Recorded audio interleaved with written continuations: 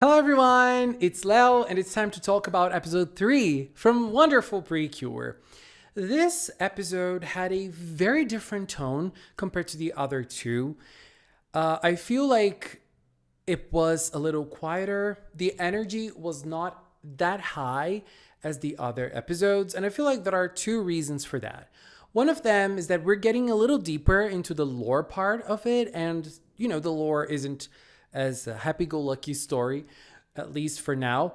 And the other one is that this episode focused a lot on Satoru, which is a character who does not exude that much energy. So the energy of the episode really matched Satoru's energy, I feel like. So the episode starts with Iroha and Komugi arriving in Nico Garden, and Mei starts explaining the story of Nico Garden and so on.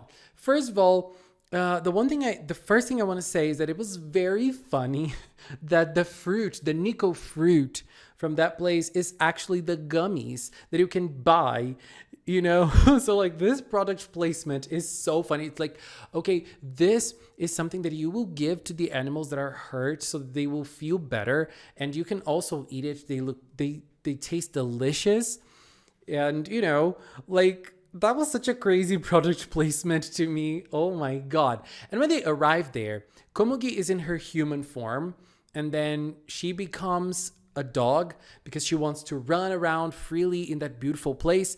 And it's very nice that we have a stock footage moment for Komugi's transformation. So we have Komugi transforming from a human to a dog, and from a dog to a human. But it was very weird that we saw this 3 times in this episode. I was very thankful that the transformation scenes are shorter this time because we would have more time for other things. But it seems that we're going to have a lot of stock footage in the show, no matter if the transformations are shorter or not. So, like, I like the scene, but they did not have to show it 3 times, even though it was like 2 times from dog to human and 1 time from human to dog. But, no need for that. And so we get to a little bit of an explanation on Nico Garden. So a long time ago, or some time ago, we don't know exactly when it happened, Nico-sama took some animals from Earth and created Nico Garden. And this place was a safe haven for the animals to live happily and freely. And when I saw that, I was thinking like, oh, is this like kind of like Noah's Ark? Is this a mythology thing? That is kind of interesting. I really like that. And when we see the animals from the Nico Garden, like they're animals that we know, but there are certain differences on them. There's something different about each of the species. And Mei explains that after they go to Nico Garden and spend some time there, there's a change. So they're not regular animals anymore. They are called Nico animals. And it's very funny. It's very funny. Nico-sama. So we had a dark energy appearing, which we saw in the first episode. Lots of animals disappeared, and Nico-sama also disappeared. One of the things that I thought after watching this is that Nico-sama is a narcissist. So Nico-sama, the creature that created that place, named that place after their name. So it's Nico-sama created Nico Garden. The animals that Nico-sama took to the Nico Garden will also take Nico's name, Nico Animals. The fruits that the bloom in the garden, Nico fruits. Everything is Nico. The good feelings that the animals feel in that place, Nico. Nico-sama, who are you? I hope you are the biggest diva we've ever seen. That would match everything we've seen so far so much.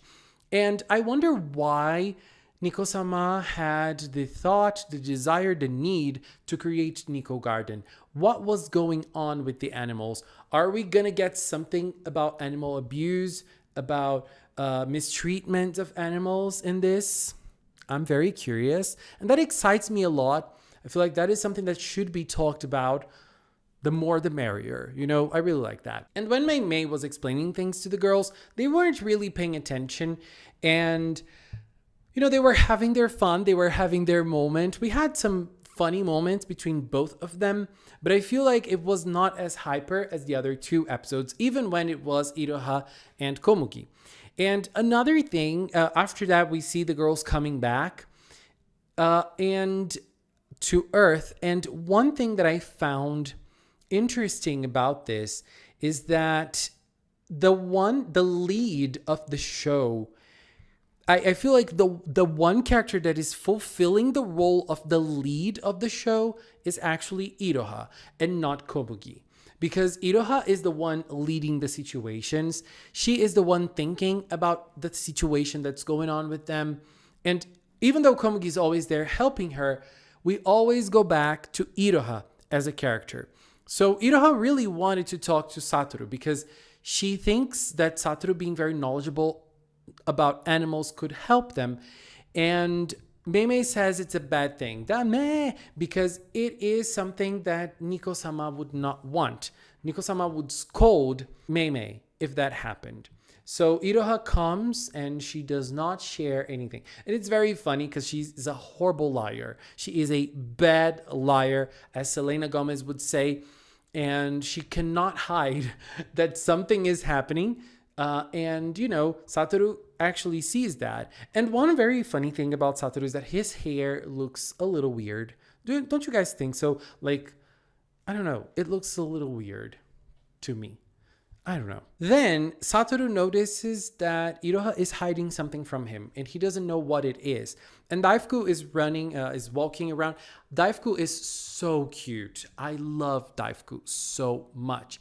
And then they actually get to see a garu-garu egg, or the eggs that have been darkened by the garu-garus, by the dark energy of the season that we don't know anything about yet. And since he is someone who is very curious and he loves studying about animals, he gets to study about the egg. But the thing is, he was going to touch the egg. Daifuku did not let him.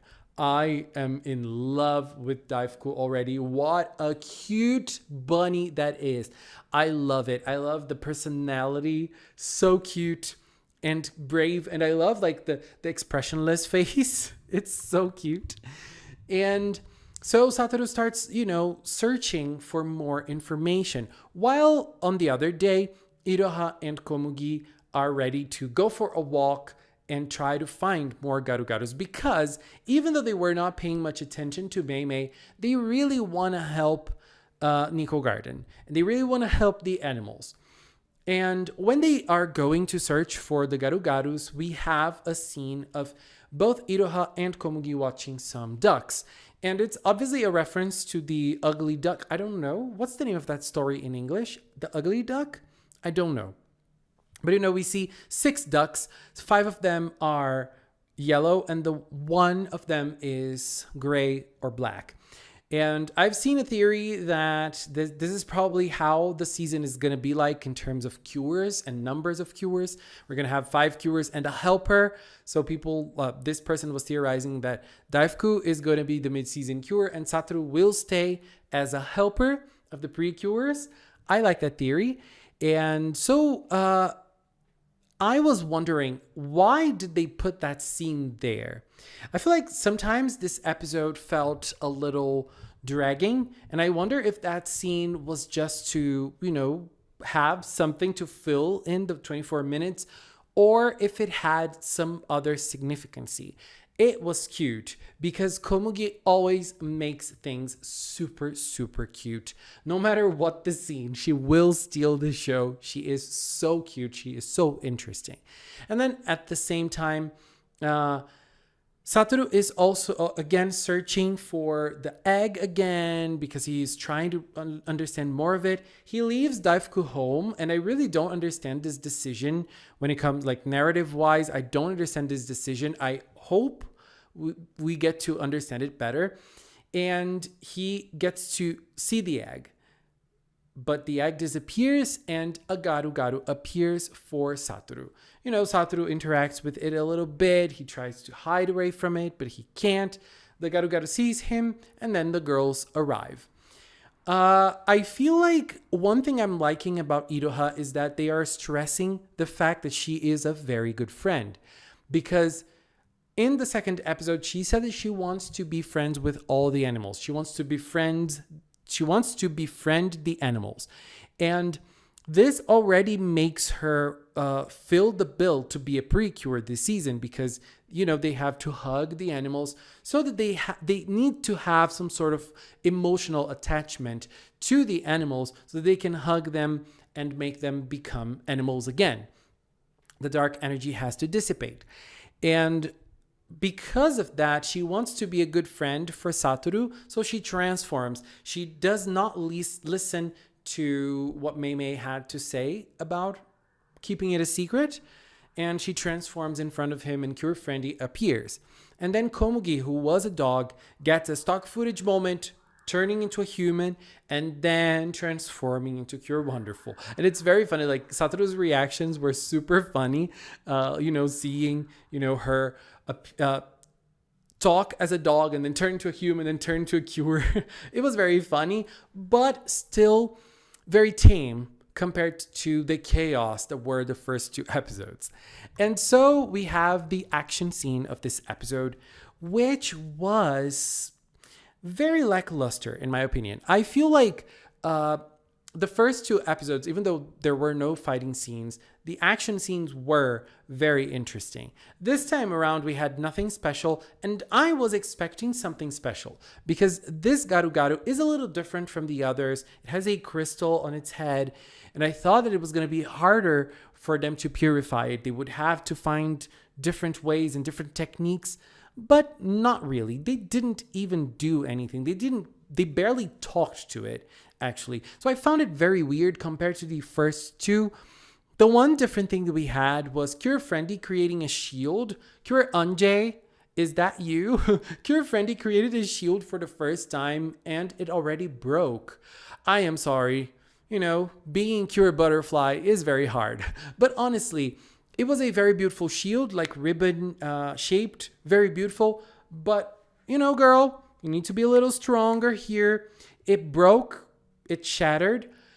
And one thing that the one thing I found a little weird this time is that they were talking more to Satoru because Satoru noticed that the Garu was a rabbit, a bunny, because of the way it was acting. So they talked more, like Satoru and the Cures were talking among themselves to purify the bunny. So I don't know. I feel like it lacked the emotional impact that the other moments had, the first 2 episodes had. The one thing that carried this action scene to me was the music. It was incredible. What a soundtrack this was. It was everything. And, at the end of the day, they were able to purify the Garu and it turned into a super, super cute rabbit. And then we go back to Nico Garden in a very funny scene. And so we have the rabbit being returned. And Mei explains that there are special types of animals. There are the Nico animals and the Kirarin animals. So yeah, Nico-sama, at least something was not named after Nico-sama, which are the Kirarin animals. They are special. We don't really know why yet. But, we have the rabbit. I really think they look super cute. I feel like we're going to see more of the rabbit in other moments because after they get purified, they are still very weak. They're tired because of the time that they became monsters. And we haven't seen much of the rabbit yet, but it looked super adorable. I love it. Very rabbiting-like, I feel like. But I don't know. I love the colorization of Wonderful PreCure. So I feel like the mascots from the fairies from this season, they look even better. And we have another very funny scene of Satoru arriving. And, Mei was like, okay. And he was talking. And then he noticed that Satoru was there. And he was pissed. It was a lot of fun. And actually, Satoru won Mei's heart because he actually pays attention to what Mei is saying. I feel like there is a possibility of Satoru stealing the show a little bit at least at the start, I don't know, because at least in the PreCure part, because uh, Iroha and Komugi, they don't seem to care much. I mean, Iroha does a little more than Komugi, but still, I feel like she is not that engaged. So Satoru is very engaged already. But again, Daifuku was not there. I wonder why Daifuku was not brought to the action in this episode. I wonder if there is something there. Ooh, girl, I'm curious. And next week, we are going to meet a little bit more of Mayu, this adorable green character, her cat, and her family business. We're going to meet her mom, who is super, super pretty, by the way. I already love her design, and I cannot wait for next week. I think it's going to be a blast. Anyways, episode 3 for me was full of highs and lows, and I like that it followed the tone of Satoru's character a lot. And I also like the fact that Iroha's sense of friendship is so strong that she broke the promise she made for Mei Mei because her friend was in danger, and protecting her friend, doing something a friend would do, is her top priority. I love that about her character already. I feel like it's being a very strong characterization about her. Anyways, I feel like there's a lot on Wonderful PreCure for us to discover, and I'm loving that they're bringing the story so strongly already at the start. Bring it on. Anyways, babes, this was my view on episode 3 from Wonderful PreCure. Please leave yours in the comment box. Let's keep talking about it. Anyways, this is it for now. I want to take this little time to thank the members of the Magical Cinnamon channel. If you are a member, thank you very much for your support. And if you've watched up until now, thank you so much as well. Thank you so much for watching, and until next time, bye bye.